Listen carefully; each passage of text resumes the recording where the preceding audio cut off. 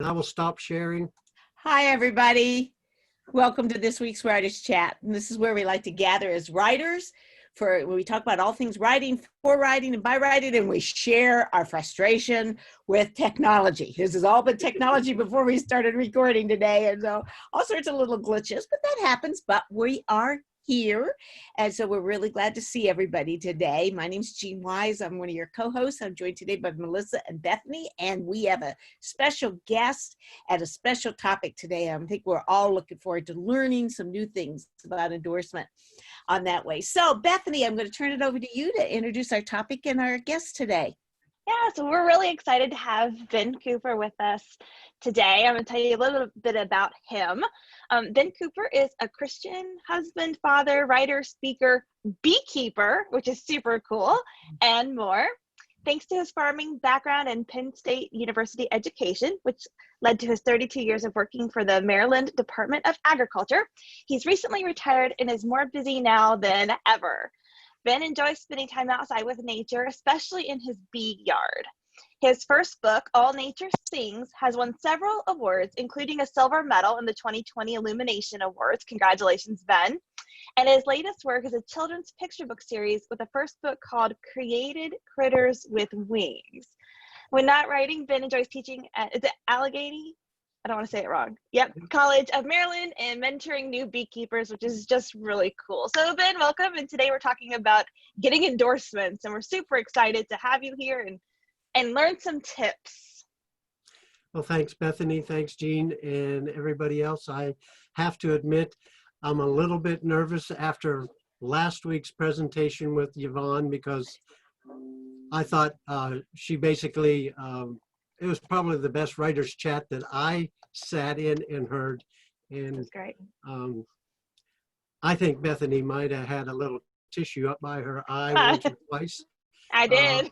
And I have to admit, I think I did too, but I'm not ashamed to say that when I get emotionally kind of touched a little bit, that I'm not ashamed to say that I shed a tear. But I want to share with you today the process that I went through.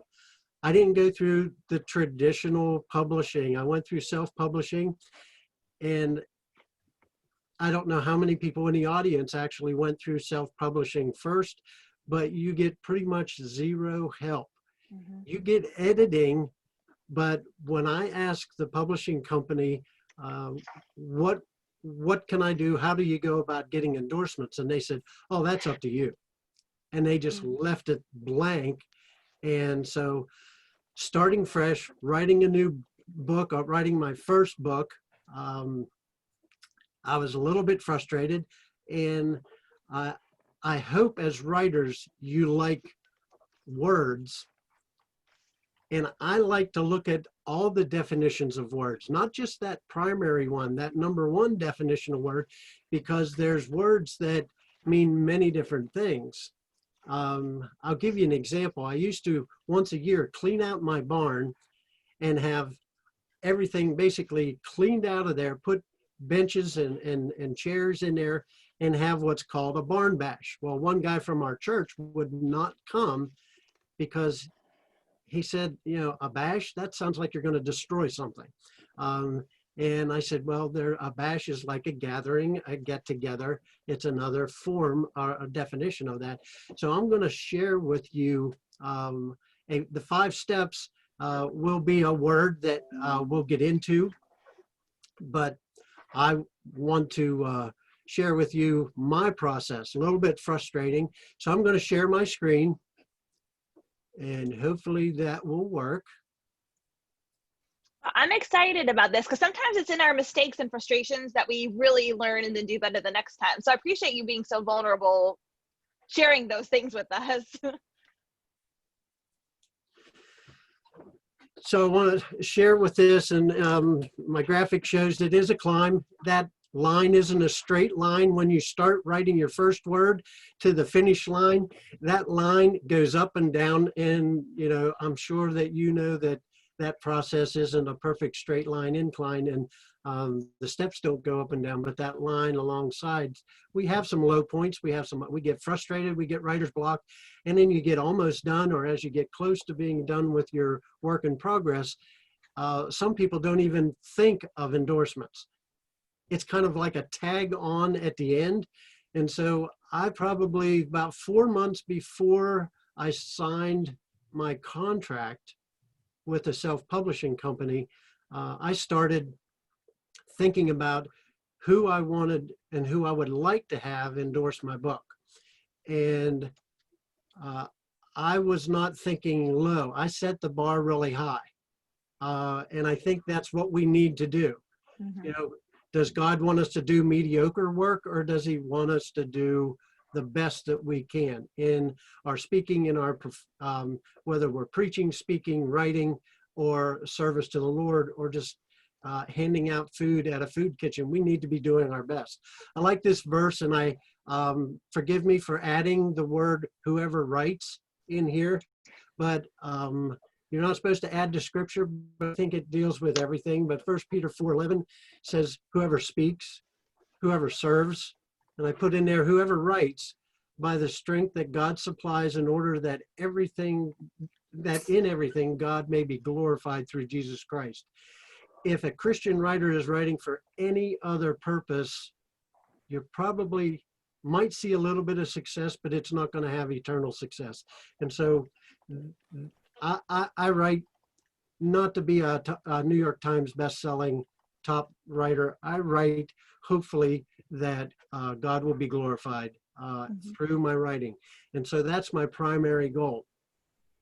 We'll have a chance to discuss a little bit whenever I look at it. So this just tells about the session, but if a potential buyer positively connects with someone that has endorsed your book, not only will they buy it, they'll more likely read it. Mm-hmm. Because, hey, this person that I've heard of or I connect with, if they liked it, then maybe I should like it too. It's going to be good. And I like this book. It is an international bestseller. I've never read it, but does anybody know one of the famous people that endorsed Where the Crawdads Sing? I'm trying to zoom in to see if it's on the cover. I don't know. No. That would be a cheat. But it's not on the cover. But Reese Witherspoon is someone that has endorsed this book. And so a name like Reese Witherspoon connects with a lot of people, hundreds of thousands of people. They know somebody famous, and so they're going to connect with this book. And I think that has a lot to do with this book becoming an international bestseller. If you do a search over the last couple of years, it's in the top 5 of national and international books. I have not read it. Don't know if anybody on in the chat today has read that, but it comes with some powerful endorsements. So what causes someone to purchase and read a book? The cover needs to attract somebody. And you can finagle, you can work with artists, you can work with your publishing company, you can do it. My children's book, I designed the cover myself. And you can do that, but it's got to be pleasant to the eye so that it can stand out from other books. The content can sell the book. If you're going through depression and it's a self-help book that deals with depression, just the topic and the content will sell a book. And then there's the connection, the one that we kind of wait till the last minute and you don't know this author, so I'm not going to buy this. But here's what I do. When I pick up a book and look at it, if the cover or the title draws my attention, I immediately flip it over and see what does it say on the back and who's endorsed it. If there's no endorsements, that just doesn't give me any extra desire to buy the book. And if I can connect with somebody or something that's on that back of that book, it's your billboard for what the content is. And so finding someone to endorse your book is a part of a 3-part step to be able to basically get somebody not so much to buy the book. In my opinion, it's more that they read the book. As a Christian writer, we need to be looking at getting more readers. If we have the gospel message especially in it, but if it's a Christian based book, we need readers. That's what we want. There's more joy, I think, when a reader comes back to us and says, that book really touched me, then what I call book bling, and I have some of it on the wall behind me, that, yeah, it's nice to be validated to get an award, but the greatest reward is when someone says that really touched me. It took me to a place I needed to be in my Christian walk, and that's where I think we should be focused on. So the word that I have for 5-step is brash. It's an adjective. And if you want to unmute and give me some comments of what brash means to you. My first reaction is not a good word. It's abrasive. Okay, Or- abrasive, Or aggressive. Maybe. aggressive. Anybody else have any thoughts? Curt. Being very curt with someone. Okay, I think of speaking without thinking, just rushing headlong into something. guilty as charged. I would say bold, Ben, bold. We're getting And- close. And see, I think of it as being loud. Webster's dictionary for the word brash, definition number 3, is full of fresh, raw vitality. And it gives the example as in a brash frontier town. So boldness is right in that category. You certainly don't want to come off too rough, too arrogant, and too edgy. You don't want the back cover to come across that way, and you'll chase readers away. But you want to be fresh. That's new. You want to see raw vitality. That is showing life and experience life. And I love that idea of a brand new frontier town. It's just teeming with life, and it's building, and something's happening. And so in music, I like the word crescendo, because that's kind of what I'm thinking of in this word brash. So endorsements, I don't think I skipped over. No, endorsements should be from people that other people know. Having grandma write your endorsement might be nice for you, but grandma, no matter what you do, is going to endorse you and back you, hopefully. Same with your mom, your grandmother, your English teacher, or your best friend. It's nice to have those, and you can include that into an endorsement if you have another name that's a drawing card that's going to be something that people are going to connect with. Well, it's a lot easier and less intimidating to ask somebody we know than it is to ask these people, these celebrities that we don't know, or somebody Well, that's and I'm going to show you the process that I went through. So who should you endorse or get to endorse? Things like people like athletes, especially a profession, somebody that's in the profession of the genre that you are writing in.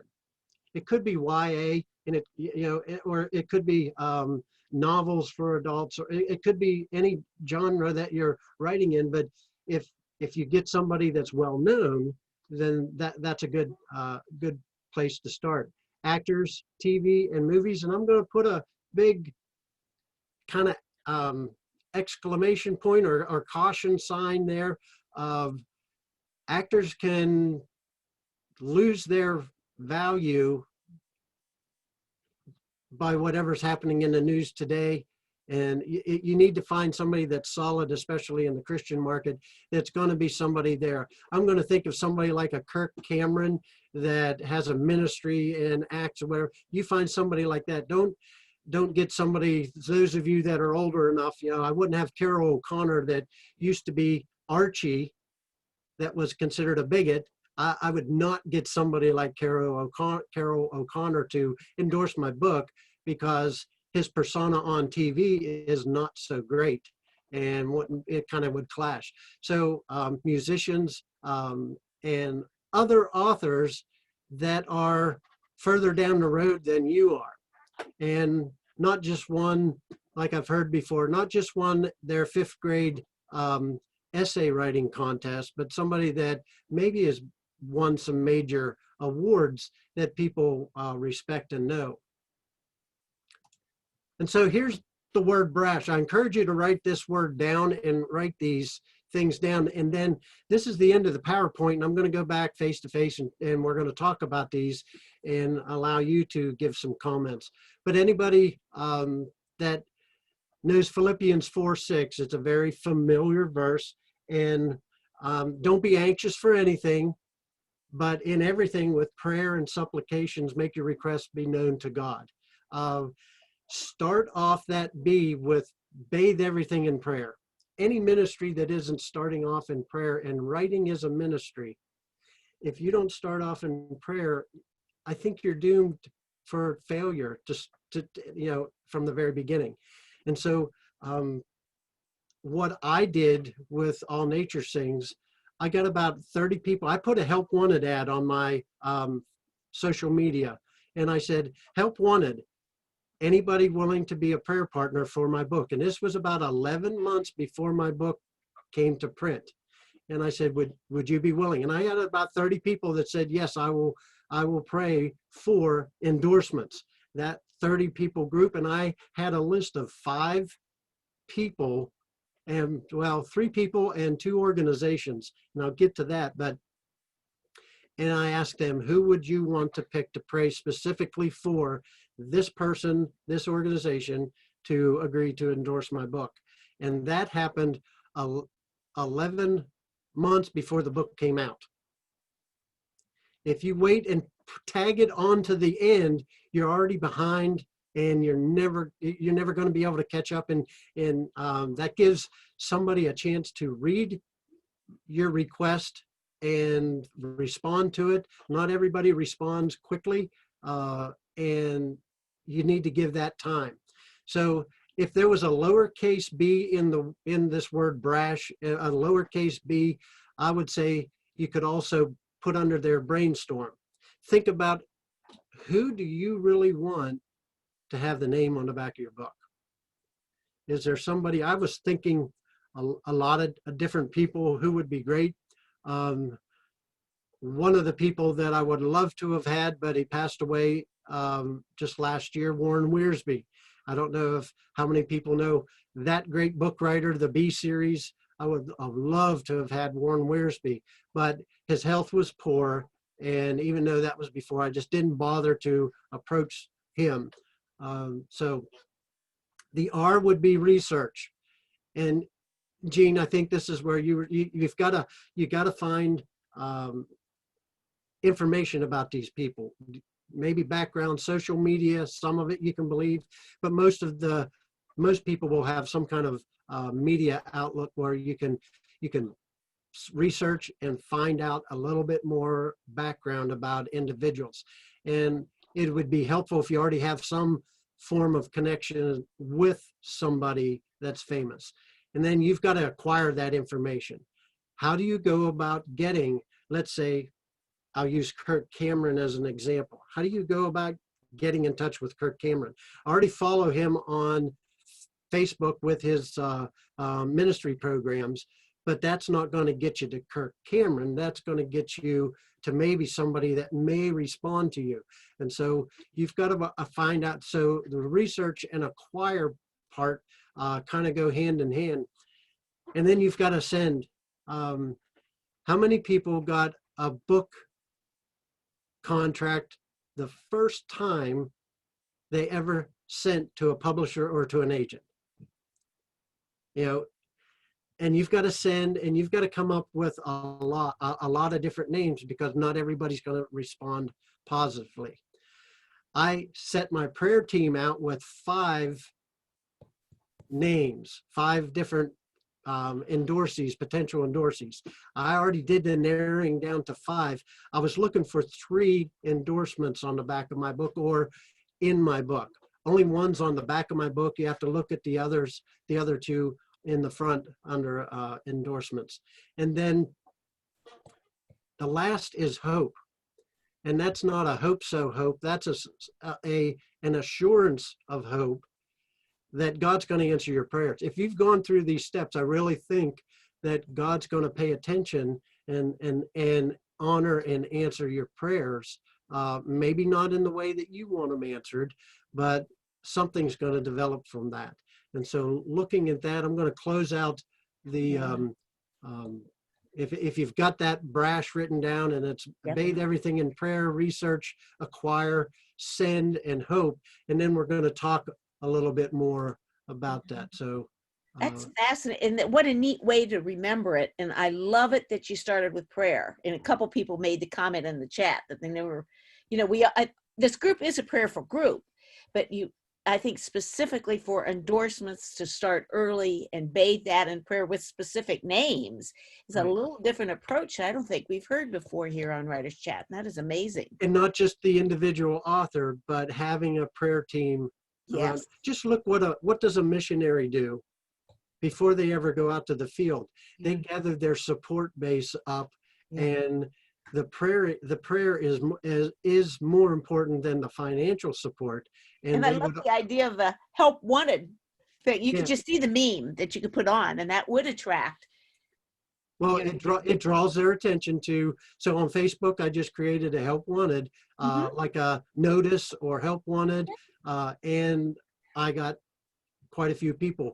One of the mistakes that a lot of new people do, especially, is they wait till their book is done. They found maybe a self-publisher or a publisher, and then they start saying, I've got this book, or they want to keep it and hold it as a secret until it releases and nobody knows about it. Yeah. And so I'm going to share with you some of those processes now to go through. So I don't know if you remember, more like the 90s era, everybody would sit in a meeting and you just brainstorm, have big tablet papers or chalkboards back when they were marker boards, and that's what you need to do, is come up with a shotgun approach. And if somebody has any comments and want to unmute and join in, please feel free to do so, because we're all here learning. I can learn from your comments as well. But that brainstorming is important. And a lot of times I can't kind of disengage my brain from working when I'm working with my bees, because I got to pay attention or I'm going to get stung.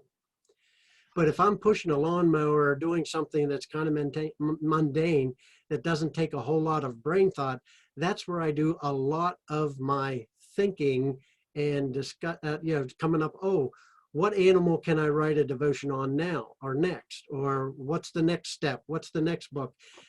The problem is I don't always have a paper and pencil with me when I'm mowing, but my brainstorming, driving in a car from a long distance.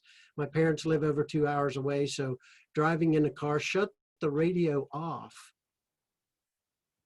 and drive and think about things. We're so worried about being entertained and wanting to catch up. I'm a K-Love junkie and I love listening to K-Love, but there's many times I shut it off. If there's even a song that's a message, the last conference that Serious Writer had, it was a 7-hour drive to come back from North Carolina. And for 2 hours straight, I played repeat one song on a brand new CD that I got from somebody, a song that I never heard. And basically for 2 hours straight, I listened to that same song over and over and over and over again, because each time I listened to it, I learned something more about it. And so disengage and unplug the distractions that we live with if you want to seriously brainstorm and come up with that. So you're praying, you're brainstorming, and you're figuring out, God, could you lead me to someone who would be a good fit? For All Nature Sings, I wanted somebody that had a high level of a theologian. And I got a previous president of a Bible college in New York that endorsed my book. And I wanted somebody that what I would call is boots on the ground, somebody that's just a common, ordinary person that has a good Christian background, and sent that person. I actually give this advice: probably stay away from organizations. If you're brainstorming,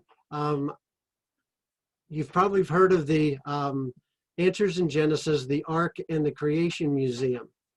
And I confronted them. It's about animals, and I think that that would be a great fit.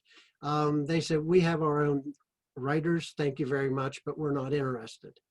We have our own.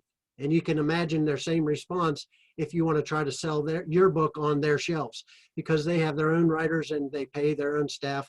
And the Institute for Creation Research in Texas is the two organizations that went. There's too many people to say no.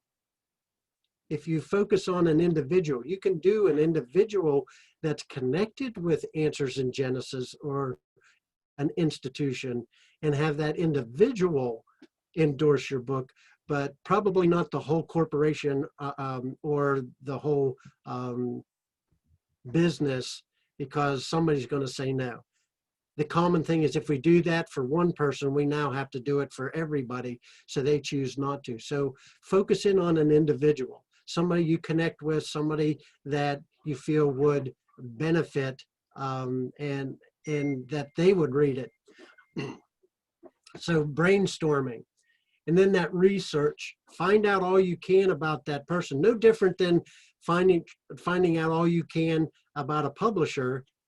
What books do they write? What genres? Who's their writers? And what do they accept?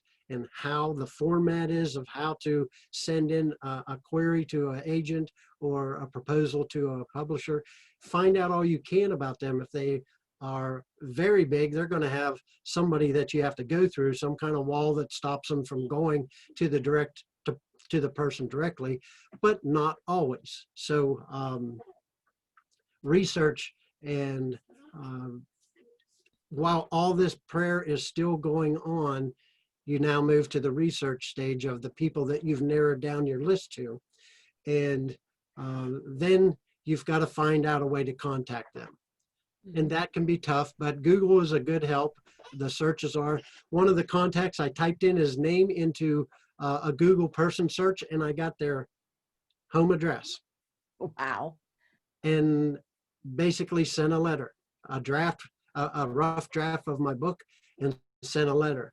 And I'll share with you later who that was. That gets you down to the sending part. That's been the question a couple times in the chat about what actually do you send, because some of these books may not be done yet. Right. You know, at this point, I think that's one reason why sometimes we wait to the end on that. So what did you send early on to these people? I sent about a 75% completed draft. Okay. Publishers will accept 3 chapters, but I think an endorser, somebody that endorses you, needs to see more. They may only need to read 3 chapters to decide, but give them more than what they want. Okay. Because they might really get into it. If you bring alongside someone that is well known and endorses your book, they're going to be part of your publishing, part of your advertisement, and get that word out. So that's really going to help. So about 75, maybe 80%. Sketches in my book of animals that my kids and a local artist did, but I didn't send those sketches. They weren't ready yet. I sent some canned sketches that I had in there that weren't the original. But the very important thing, before I forget it, is by all means make sure that if they do endorse your book and somebody responds positively, make sure that you send them at least a copy of that book when it comes out. Most of the publishers will send you 10 to 25 gratis copies and that allows you to kind of pay back with a thank you with that book. So the people that endorsed my book got the rough draft, and then they also got a signed copy whenever it came out. And Yeah. And Bethany, you just wrote something in the chat that I think is important when it comes to traditional publishers. Do you want to say that so that's on the recording? That might be very good to add. Yeah, I had seen someone say something in the comments about sometimes people don't want to give an endorsement until they've seen the full book. And especially with traditional publishing, when you're going after that proposal and you're trying to give them that list. So what we do is we just create we have sections within the endorsement section. And so if they're confirmed, we put confirmed next to them. But if they need to wait to see, we just have a potential with a 1 or 2 line saying this person is excited about this project, wants to see it when it's finished, and potentially will endorse it then. So that way the publisher can then see what we're doing, but we've not put them on the hook for it. And it's also got us ahead, kind of what Ben's encouraging us to do this early. And start thinking the context, making that context, it's a process that we need to start early is what I'm hearing. Any other comments? Britt said he did the same thing. Yeah. Unconfirmed Somebody asked, how do you send that to your potential endorser, your 80%, a PDF or email, or how did you do that? I sent a copy in a large envelope of the draft. I sent probably over 100 pages. So I printed it off and sent them that draft copy in a large envelope with a self-addressed stamp envelope payment to send back a note. And I'll get to that.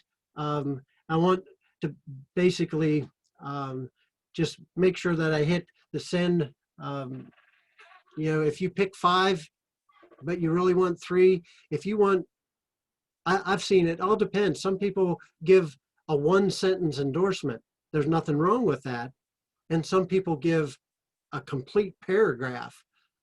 So you need to see what comes in too, because if you just have one little, hey, this is a great book by somebody famous, that's great, but you got a lot more room. I like that where the Crawdads, that book had little bits and pieces that Bethany was trying to zoom in to cheat and see who endorsed it or who said something on there. 1 or 2 words is but I really think that, making sure that you might get all 5. I could have gotten all 5, and then I might have to, you don't want to cut down and say, sorry, your endorsement didn't make it. So you can also put some on the back parts of it and then have an endorsement page on the front at the beginning, just like acknowledgements or something like that. So don't discourage somebody. Sorry, I picked the best 3 out of 5 and I'm not going to use yours.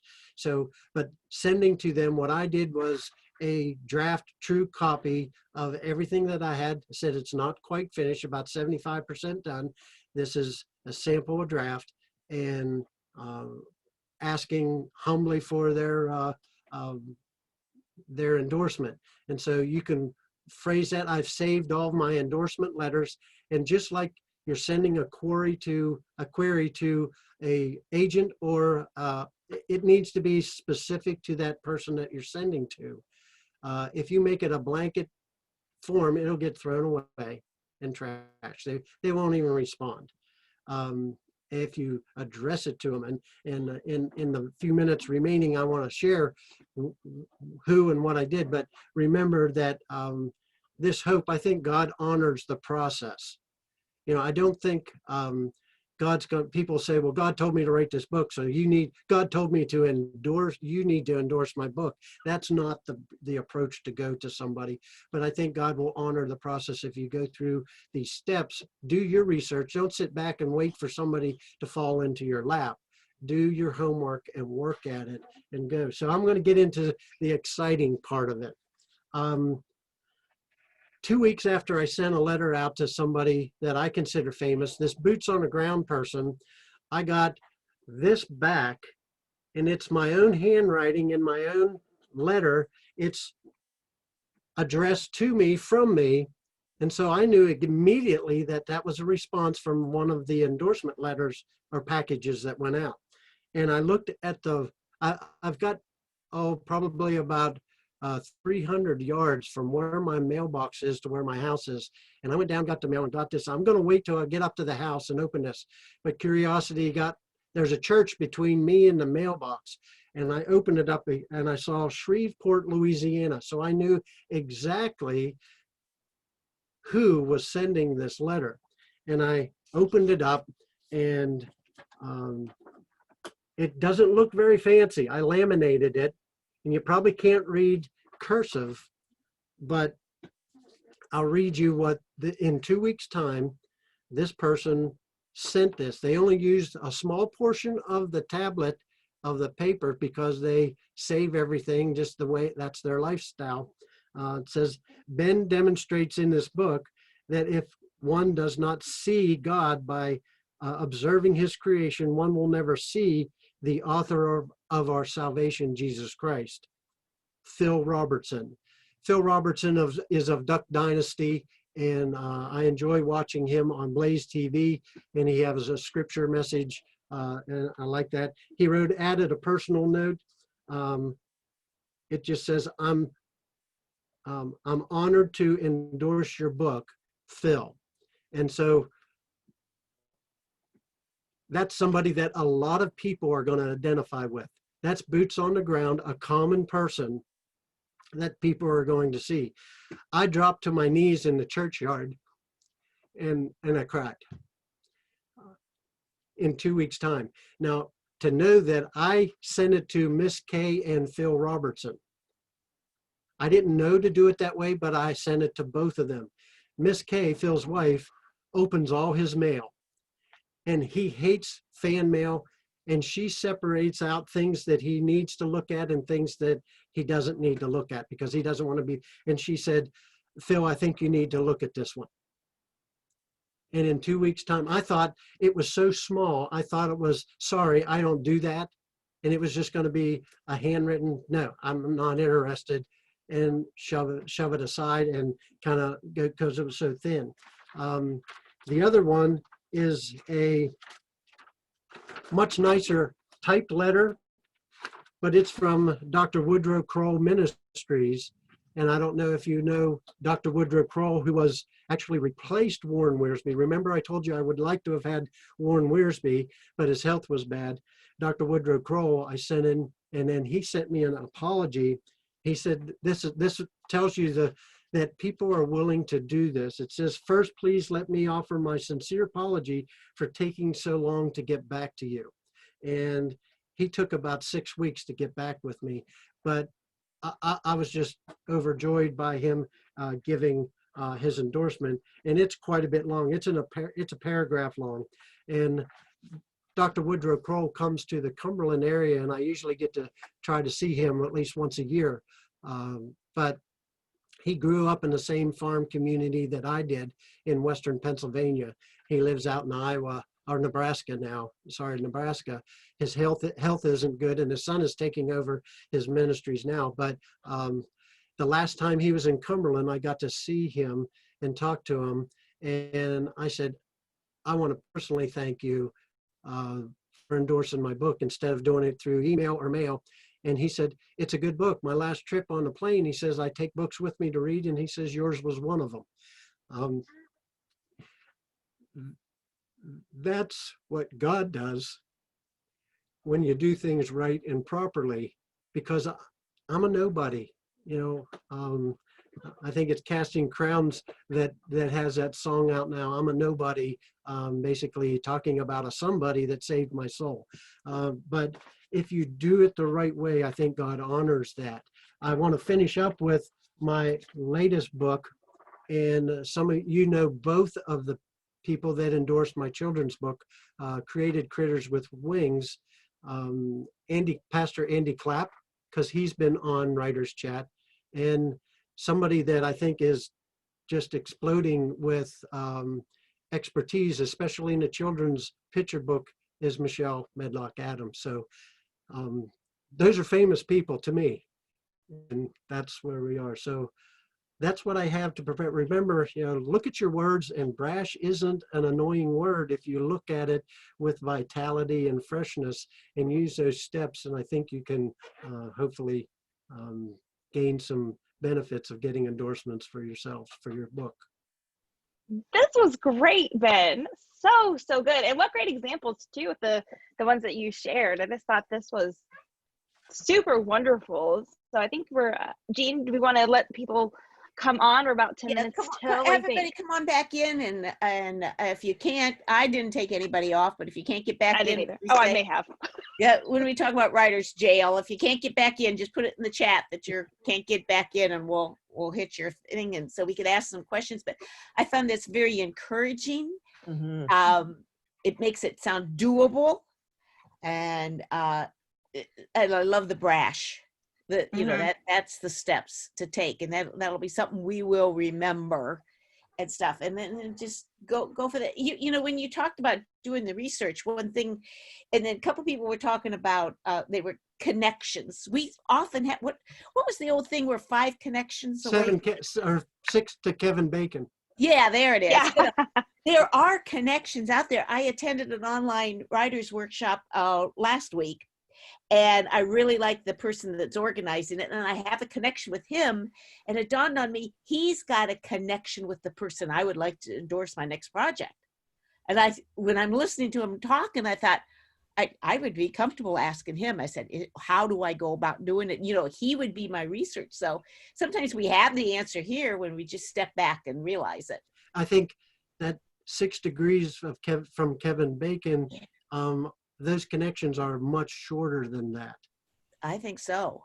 I was in Ricky Kroll's wedding, which is a cousin of Woodrow Kroll.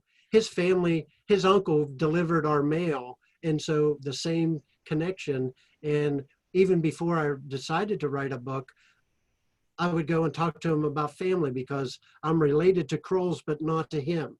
My dad's first cousin married a Kroll, and so we have a family connection, and they can be used and not abused. That's the key. In any of those connections, and be polite, be humble about your request. And I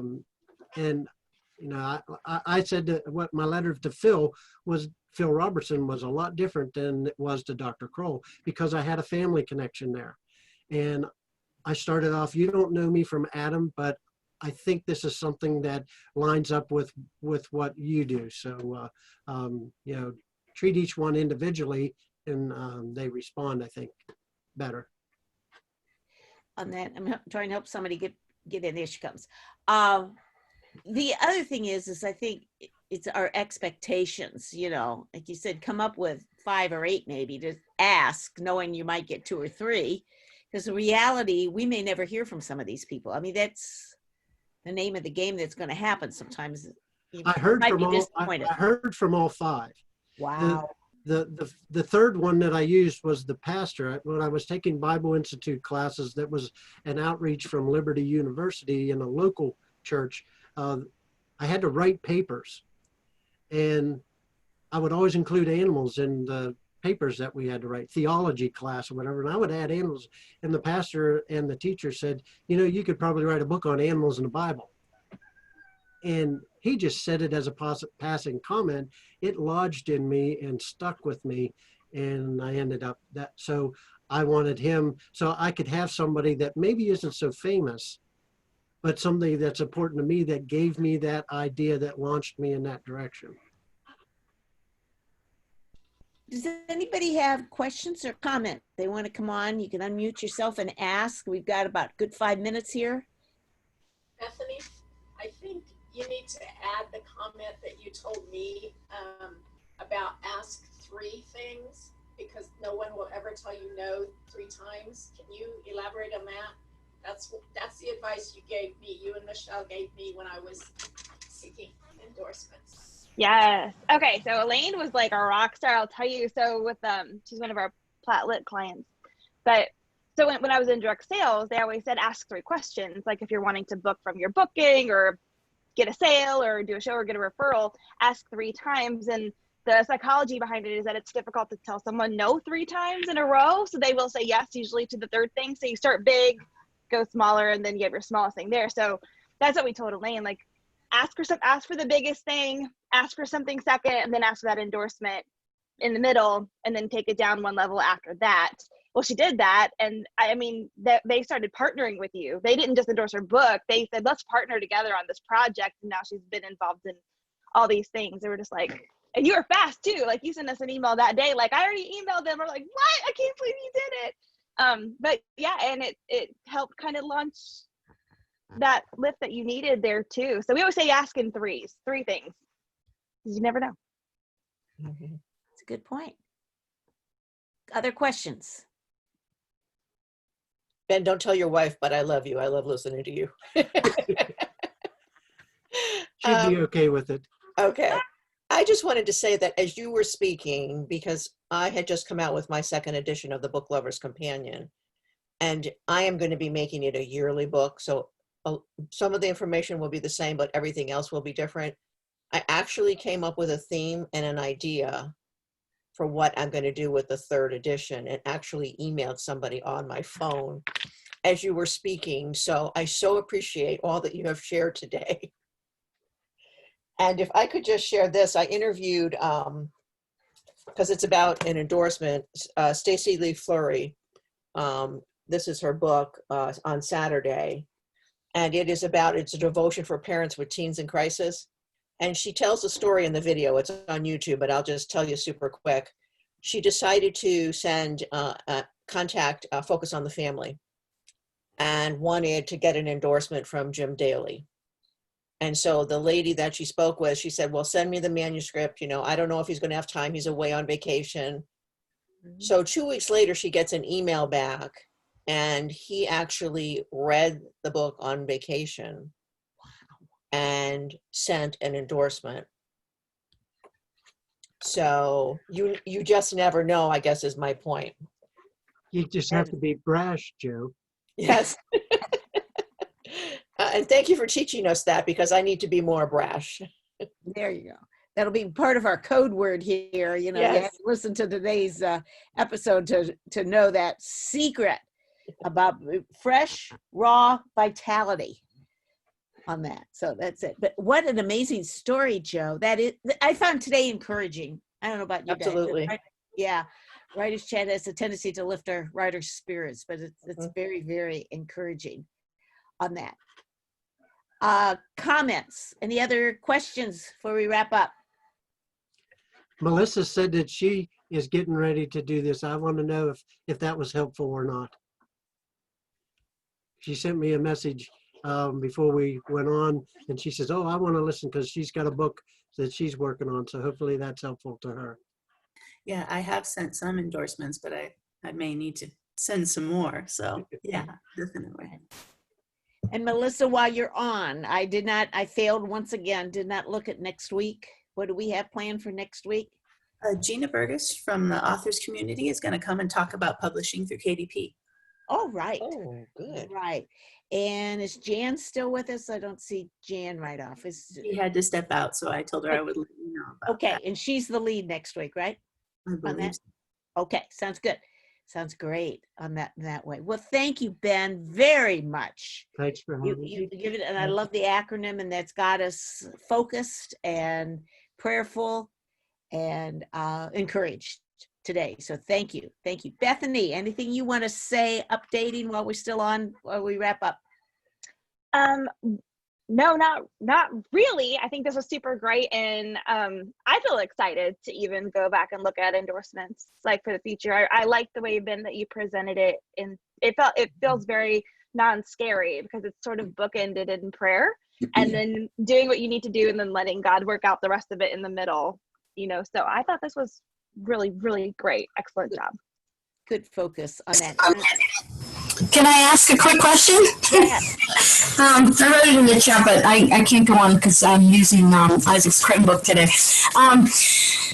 If you are doing fiction, is it better to get fiction authors to endorse your books, or is it better to get experts of topics that are within your stories? Because you might be writing on a certain topic that's hot at the moment, or something that's, important. Like right now I'm doing an end time story. So do I go to people that are doing end time books, or do I go to, there's an earthquake, would I go to the seismic center location in my book? I don't know. I think you would want to hit all those things because you'd be able to pull people in from different the genre. If you did, say, historical fiction, well, you could have, there's a national park, a park ranger that's well known, or somebody that could speak on something, if it's mystery and murder kind of thing, maybe a coroner or somebody that has that expertise. But then I think you broaden, your broad brush covers all those different aspects and leads. And then as you work through them, it narrows down to something. That's why I went with somebody that was a theologian level and somebody that was boots on the ground, and then a pastor that's somewhere in between. That makes sense. Thank you. Thank you. That's a great question too. And so it is noon, so we're going to wrap up the recording. But as usual, everybody's invited that are here today, invited to stay on, and we'll have a little bit of an after party and have a little bit, at least, a discussion for a few minutes. So I invite you, those who are here, to stay on. And thank you again, Ben. It has been encouraging and motivating, and gave us good thought. I'm going to put my help wanted sign out on that way and stuff. And we'll see you all next week on Writers Chat. Bye, everybody. Bye.